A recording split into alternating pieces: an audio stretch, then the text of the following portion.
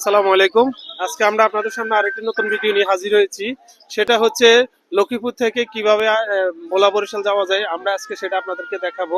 তো আমাদের সাথে আছে আমাদের রাকিব। রাকিব আসে আমরা তো দেখাই কিভাবে লক্ষ্মীপুর থেকে ভোলা বরিশাল যাওয়া যায়। তো আপনারা যদি দেখতে পান তাহলে দেখবেন যে এই যে মাত্র এই যে এমবি সোহেল সেটা ছেড়ে যাবে ভোলা ইলিশা ঘাটের উদ্দেশ্যে। তো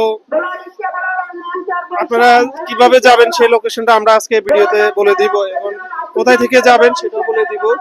যারা আপনার ঢাকা, চট্টগ্রাম ও ফেনীতে বা অন্যান্য এদিকে চাকরি করেন ভোলা বরিশালের ভাইরা, আপনারা যেভাবে যেতে হবে সেটা হচ্ছে যে আপনারা লক্ষ্মীপুর থেকে সিএনজি করে মধুচন্দ্রহাট আসবেন। মধুচন্দ্রহাট আসার পরে আপনারা এখানে আসলে লঞ্চ আছে একেবারে আপনার ভোলা বরিশাল যে লঞ্চগুলো সেগুলোতে আপনারা চলে যেতে পারবেন।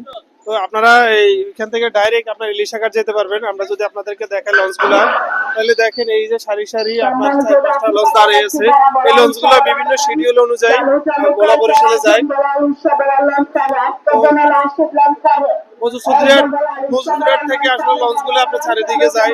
এই যে এখানে স্টেশন আছে, আপনারা যারা দূর দূরান্ত থেকে আসবেন এখানে লঞ্চের জন্য অপেক্ষা করার জন্য বসার ব্যবস্থা করে দেওয়া হয়েছে।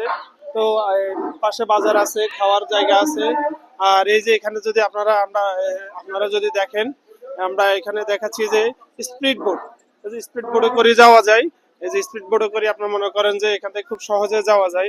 যদি স্পিড বোটে করে যায় তাহলে হয়তো অল্প সময়ের মধ্যে বরিশাল ভোলা যে ইলিশা ঘাট সেখানে পৌঁছে যাওয়া যায়। এই যে স্পিড বোটে করে সর্বোচ্চ আপনার আধা ঘন্টা বা 45 মিনিট এরকম লাগে। তো আর লঞ্চে করে যাইতে আপনার সর্বোচ্চ 2.5 থেকে 3 ঘন্টা সময় লাগে সম্ভবত। তো আপনাদেরকে যদি এই বা বলি তাহলে আপনার মনে করেন বিভিন্ন শিডিউল আছে, লঞ্চের যে শিডিউল গুলো আছে শিডিউল অনুযায়ী আপনারা যেতে পারবেন। তো এই যে লঞ্চগুলা খুবই অত্যাধুনিক, খুবই সুন্দর।